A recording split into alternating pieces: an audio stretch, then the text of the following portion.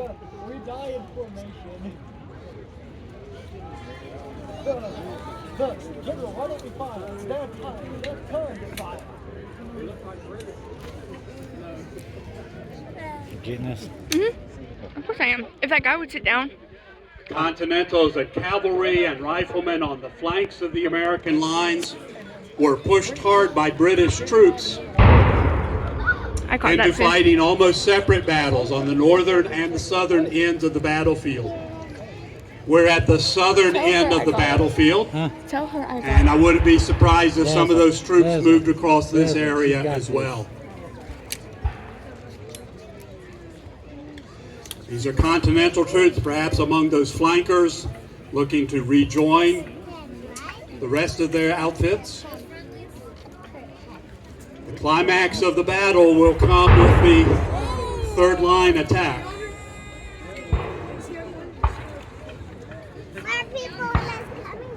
If I could like zoom in up there, I would. I wish there was. Here's scattered gunfire. That could be from riflemen, off doing their own thing on the flank.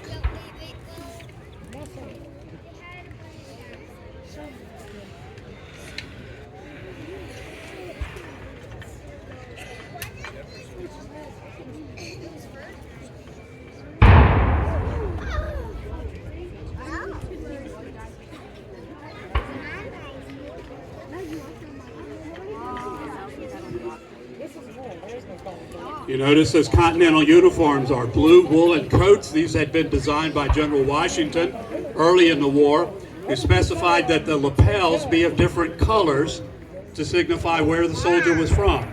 So red signified the middle Atlantic states, Pennsylvania, Delaware, Virginia, Maryland. As I said, most of the North Carolina Continentals had been captured earlier in the campaign with the surrender of the port at Charleston in May 1780.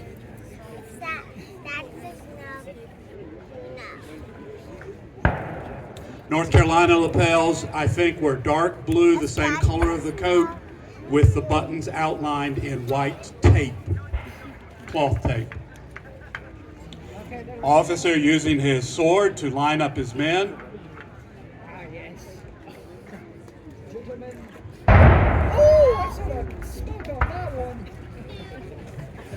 You hear the drum beat, that is getting the men ready to fire. Bringing the muskets down to the side, they're carrying a leather cartridge box on their right hip, and in that box they have 20 to 30 rounds, pre-prepared cartridges made of paper.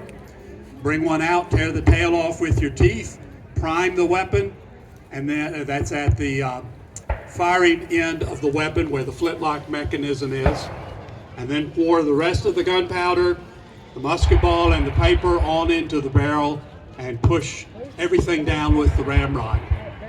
I don't hear rad rods clanging, so it looks like the men are quickening their rate of fire by not using them. You can hear him fighting. Again, scattered fire from those militia lines. Beginning to see more troops moving down the hill in our direction. I hear a lot of cheering. Perhaps the British have broken the North Carolina line. They are cheering themselves onward. I saw that. The militia perhaps are yelling in panic. Greene hoped that they would fall back and support the Virginia militia. We don't think that happened. Once they panicked, they kept on running. But the Virginia militia, partly because it was positioned in woods, put up a fierce fight up and down the line. Now, it helped that General Edward Stevens commanded half of the Virginia militia line. He had seen men under his command flee in an earlier battle. As you can imagine, he didn't like the sight. To prevent it from happening here, he picked about 50 men and posted them as a sentry behind his line and gave them the order to shoot anybody who ran. I assume he did that in a loud voice. But I suspect the woods helped the militia. Most of all, fighting a series of firefights up and down the line as British encountered opposing unit and pushed back and forth.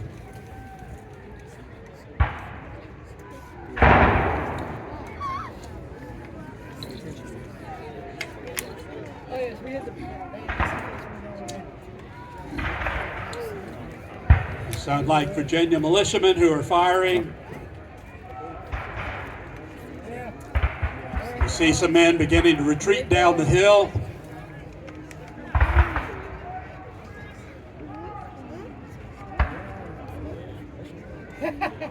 Indeed.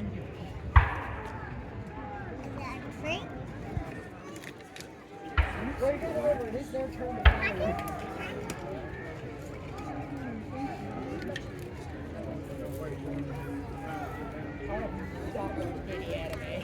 You pick it up.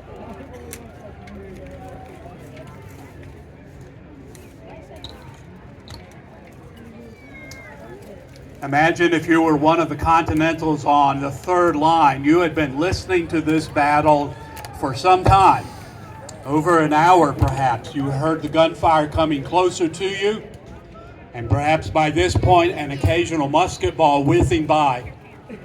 If this was your first fight on a Revolutionary War battlefield, think of how unnerving it must have been to hear the sounds coming closer and closer and knowing that your turn would be soon.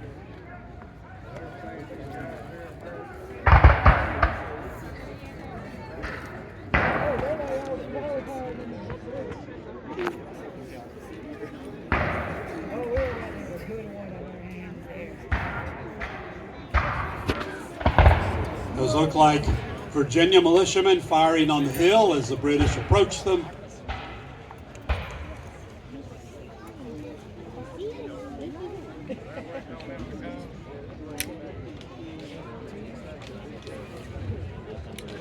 By this point in the battle, Sergeant Lamb had complained of running low on ammunition. So he came into New Garden Road and he found what he needed in the cartridge box of a fallen guardsman. The guards had been held in reserve by Cornwallis at the beginning of the battle. If there's a casualty in the second line area, then Cornwallis must have been pushing his reserves into the fight. It was getting desperate early on. So now we see a second American cannon rolling onto the field. Again, one of the casualties in that first line cannonade were artillery horses. And so from this point on, moving the cannon required human labor.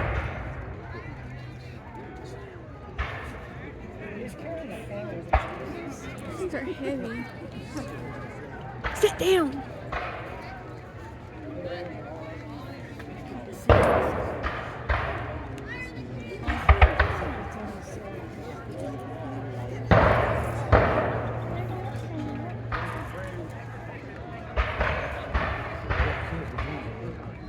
Mom, Mother. I see way in the distance on the top of the hill some red coats moving, coming in our direction. They're encountering a much stiffer resistance from the Virginia militia.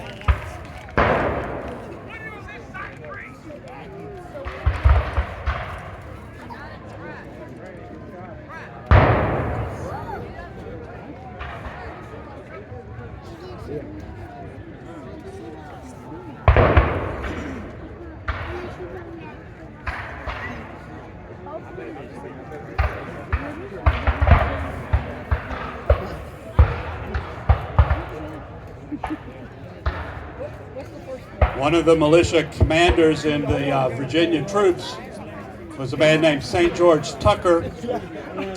If you know Colonial Williamsburg, perhaps you've visited St. George Tucker's house.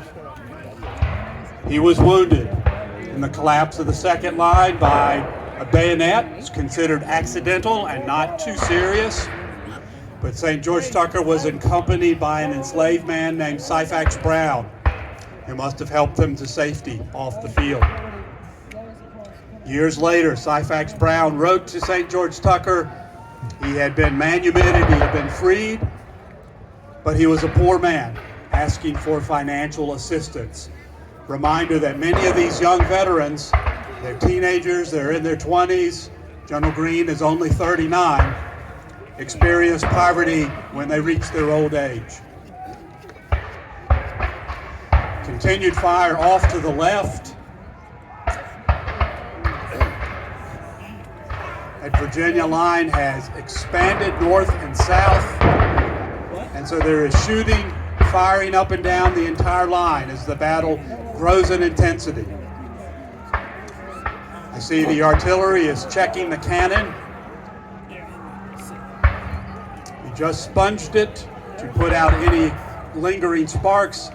He's now putting a worm, which is a corkscrew device, into the barrel to extract any remaining powder wrappings from the previous charge, from the cloth bag that held the first charge.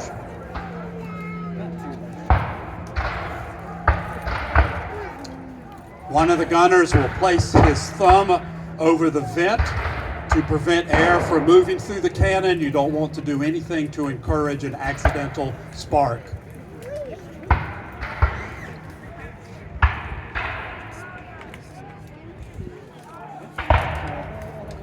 I see just below us, there they go, additional militia firing.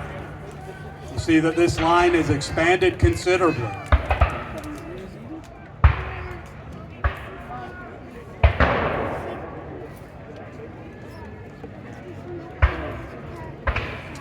Off to the far left, you see troops retreating, coming down the hill.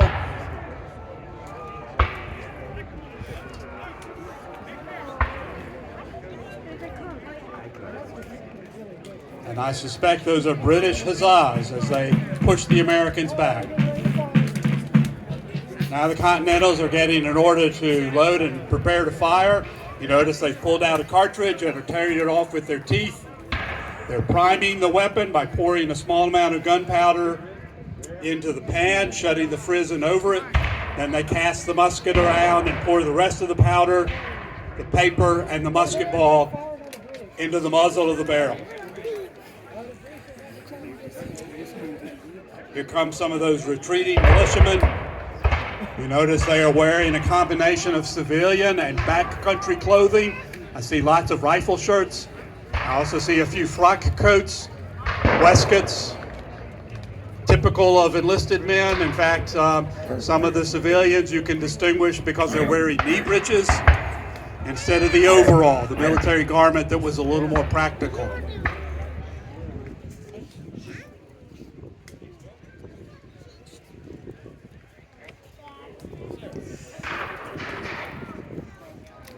See that line is expanding left and right because they're being pushed in that direction by units of the British.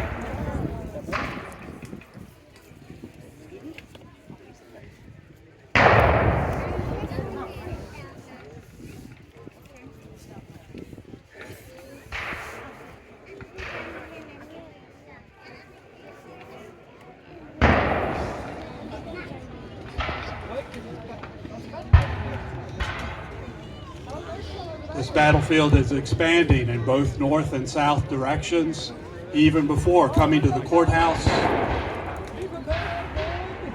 And as I said, I suspect we are standing on the far southern extreme of the battlefield. Today's national park protecting only a fraction of that original field. To the south, Virginia Riflemen, North Carolina Riflemen, Lee's Legion are being pursued by the Regiment von Bose, one of the German mercenary regiments in the British Army. Officer of the von Bose regiment later remembered his men were nearly surrounded and annihilated until Cornwallis sent some of his guards to support them and to begin driving the militia back. That was fierce fighting. If you know the national park, it's the area where the Winston Monument stands today. Winston Monument on into the city cemetery. But those men on our left are quickly retreating. Some of the last fighting of the afternoon actually took place to the far southern end of the battlefield with those riflemen and Lee's Legion.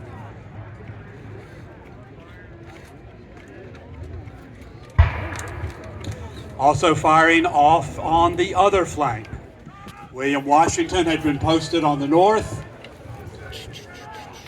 along with some of Lynch's riflemen, Delaware Continentals. So firing continued on the northern flank as well. Almost separate battles within a battle. They were pushed by the 33rd Regiment, led by Lieutenant Colonel James Webster. 33rd, a crack British outfit that had been Cornwallis's first command before the war, followed him throughout his military career.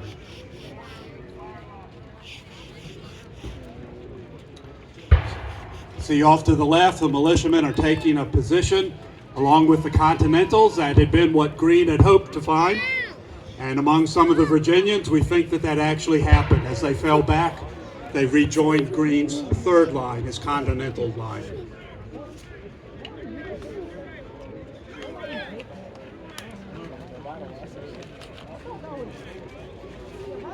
You see the British? You see the British there?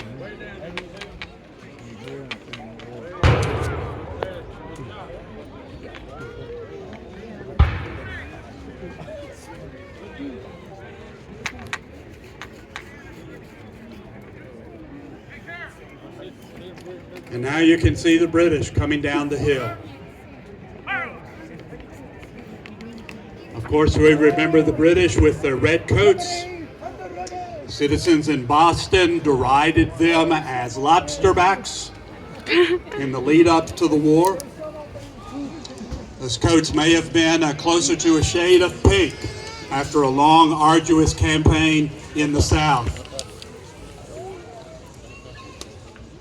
Those red coats had different trimmings that indicated a soldier's outfit, trimmings and buttons that differed from regiment to regiment.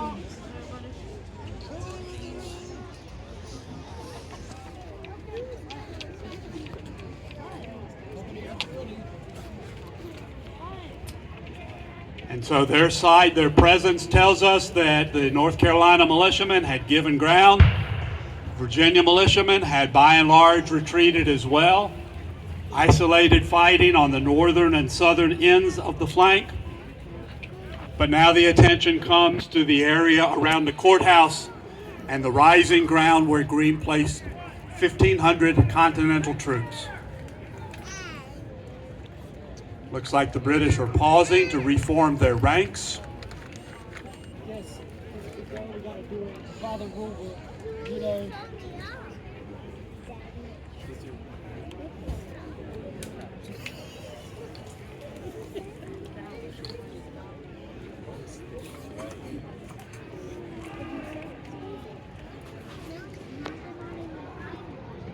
Oh, let her take your name.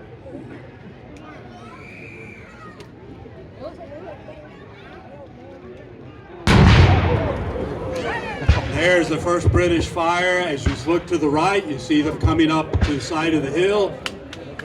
As Continentals are beginning to return fire, the British are now moving in hard, fast, taking casualties. It seemed pretty leisurely, but these weapons were deadly. It now looks like a volley fire. And the cannon joining in.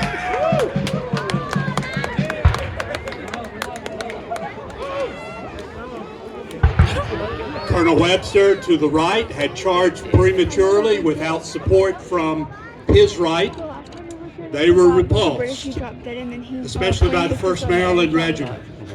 He shot his pistol up in the air. The last time I heard this. They retreated to the hill opposing where the Continentals were drawn up. Later in the afternoon, Webster received a musket ball to the knee that led to his death.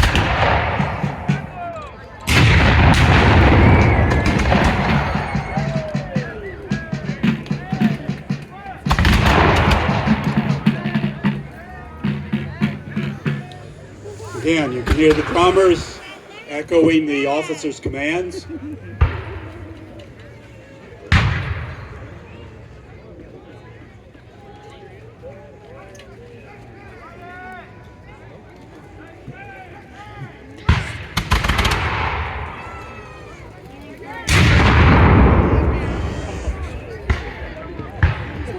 thunder. Oh my lord. Ooh. I think I caught that on video too.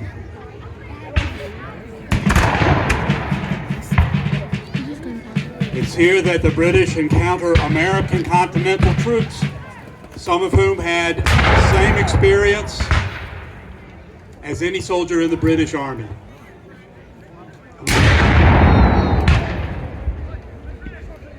Among the finest troops that Washington sent south earlier in the campaign.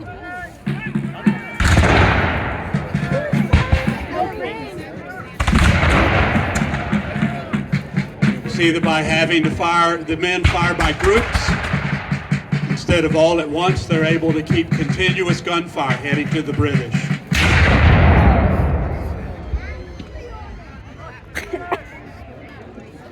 At close range, a cannon are likely firing canister, which was a metal can filled with musket balls, or grape shot, a cloth bag filled with iron balls a little bit larger.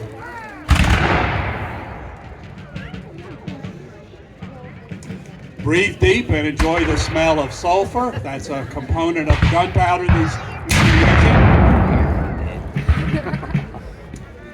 And being black powder on a still day, the smoke would hang low in the limbs of the trees. You better enjoy the sun.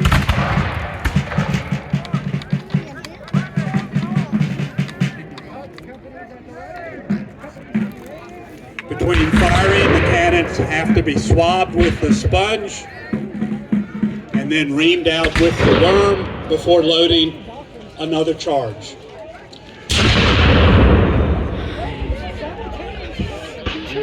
When the charge is in place, the officer at the vent uses a metal prick pushed into the vent to open the cannon, to open the charge, then to pour in priming, and then the man holding the linstock, a lit match, will bring that down over the vent and set off the gun.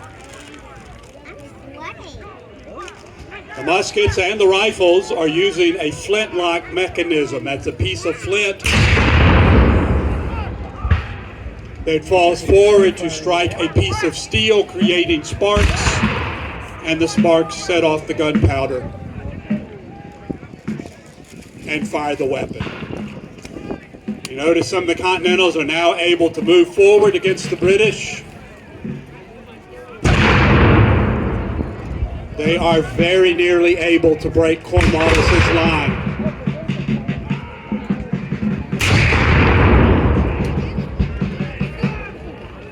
Off to the left, you see British troops now coming onto the field.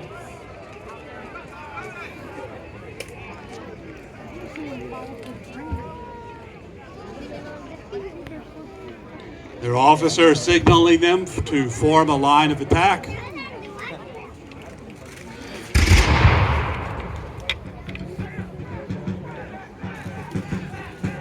On the right, you see the Continentals doing some last-minute maneuvering. They're fighting on the edge of woods, and their officers realize that they are in danger of being surrounded.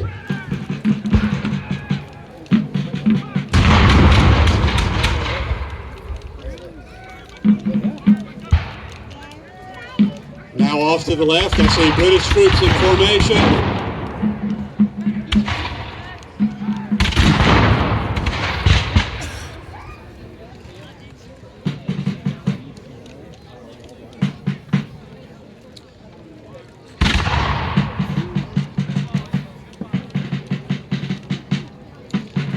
Some of those troops on the left look like guardsmen, members of the 2nd Guards. When we say guards, think of who they are guarding. These are the King's Guards, elite British soldiers. And if they advance in our direction, then the Continentals on the right risk being surrounded from the rear.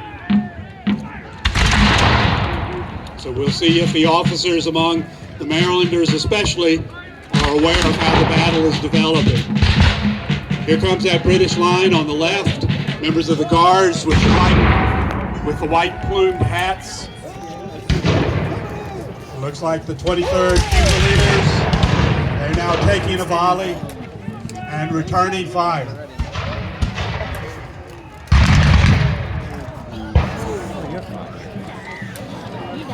Militia weren't the only ones to panic, but you see them running here.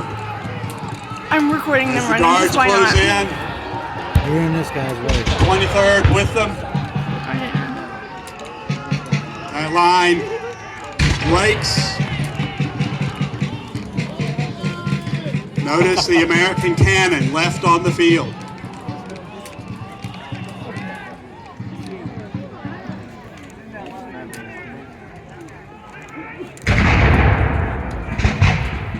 Still a gun operating on the northern flank.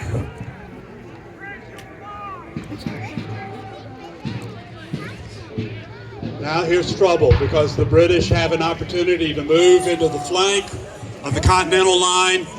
This is where the third line fighting grows most intense. But it looks like the officers of the 1st Maryland realize what's going on.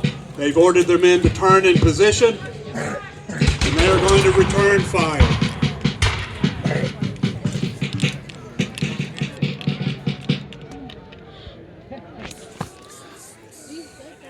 The battle has been going on for over an hour, and none of those British troops had time to eat that morning. The British were on short supplies and were marching to Guilford before dawn. My ears. Their fire met by return.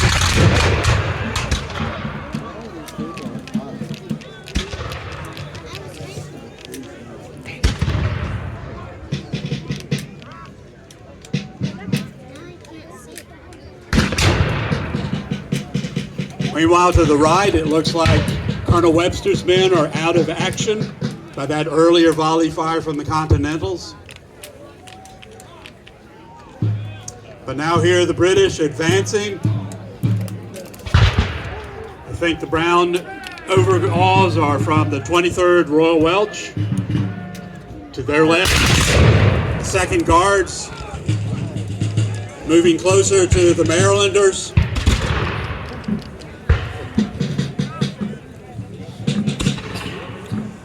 Far from being surprised, the officers of the 1st Maryland realized what was going on in their rear, had the men turned in position, and now move out against the Guards.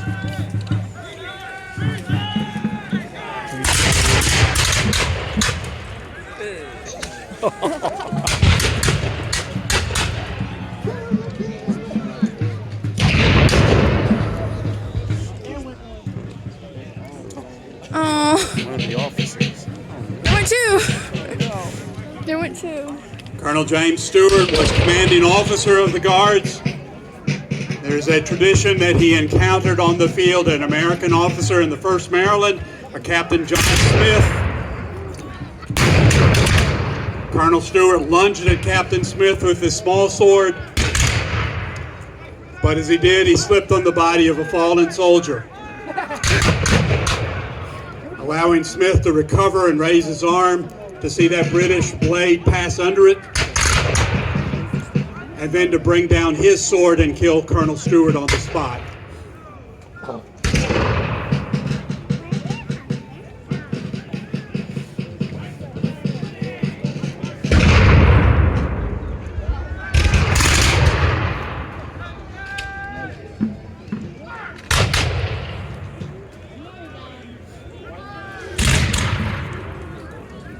Continued rapid fire between British and American forces.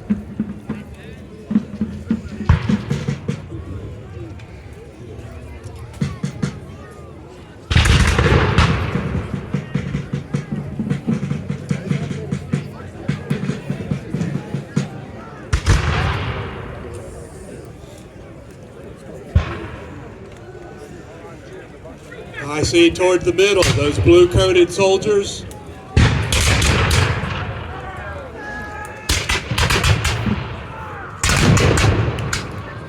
Those look like soldiers of the Regiment von Boza.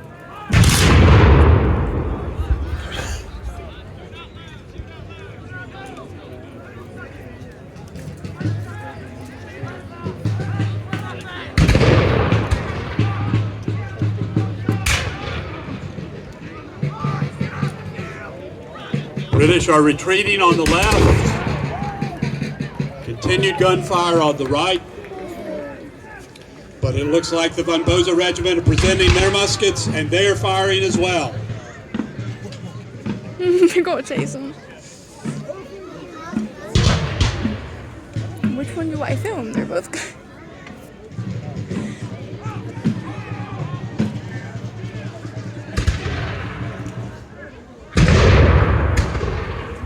So on the left, the Americans have, at least for now, recaptured that cannon they had lost when the new to the Army 2nd Maryland panicked and gave ground.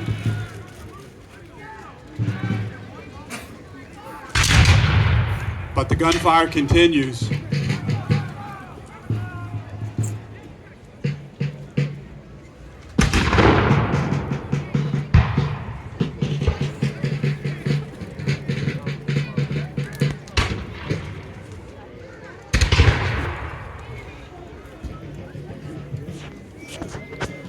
Imagine if you were fighting in the woods or on the edge of the woods, how smoky, how confusing a place the battlefield had become.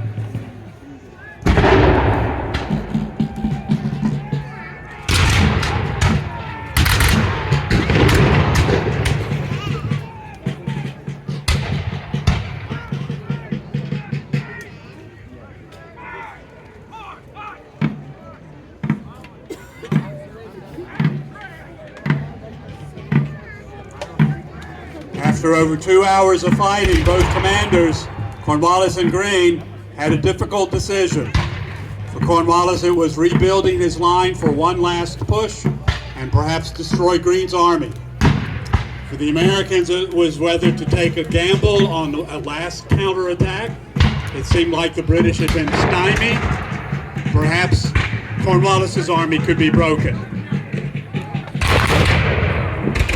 But if Greene lost his gamble and his army was destroyed, Washington had made it clear there would be no more troops he could send to the South. The southern states might be lost to British control. So Greene made the tactical decision to withdraw his men from the field, leaving the British in possession of what you can see is a pretty bloody battlefield.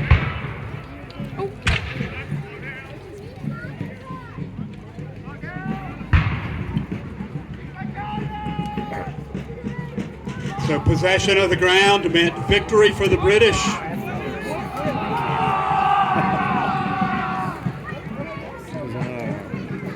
Notice these muskets are equipped with bayonets now for close order fighting.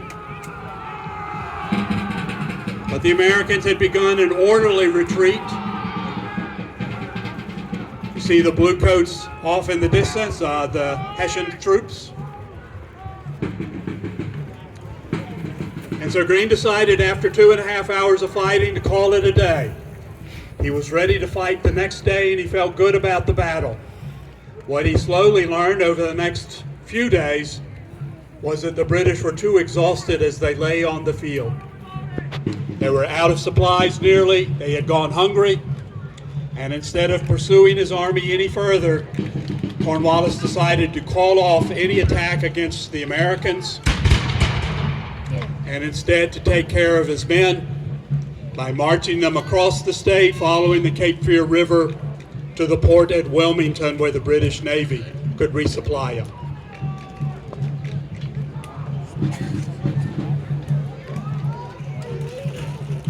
As for the American cannon, Greene lost 4 of them. He had 4 on the field, he lost them all.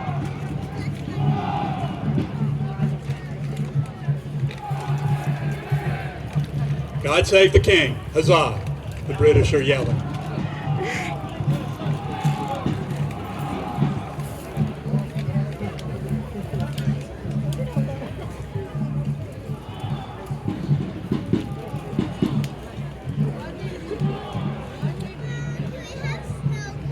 And the bayonets are going off the musket back into the scabbards on the soldier's left side.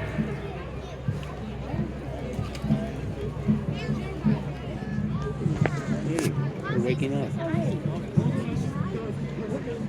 They're like, what just happened? Like, It imagine rained having that to night step and it over rained solid for the next 2 days. And what Cornwallis realized was he had lost a battle. He had won a battle that cost him over a quarter of his army in killed and wounded, including many of his officers like Colonel Webster, Colonel Stewart. Those casualties continued to rise in the coming days. After spending 2 days tending the wounded and burying the dead, Cornwallis headed off to Wilmington. From there, he decided to take the war into Virginia, settling into the port at Yorktown. We know how that turned out. 7 months after this battle, Cornwallis surrendered his army to a combined French and American force led by General Washington. Greene, when he realized he could no longer bring Cornwallis to battle, pushed his force into South Carolina. And over the summer of 1781, he fought 3 losing battles against British outposts, but finding at the end of each engagement, those outposts were withdrawn. So that as Yorktown was settling into, as Cornwallis was settling into Yorktown, Greene's forces were encamped outside of Charleston. The southern states had been freed from British control. No, Battle of they're Guilford zombies. Courthouse was one of the longest, bloodiest, most significant engagements of the Revolutionary The three War, over there were just setting and up while one that did not even involve the George British Washington. pushed forward. If you haven't gotten enough of reenactment,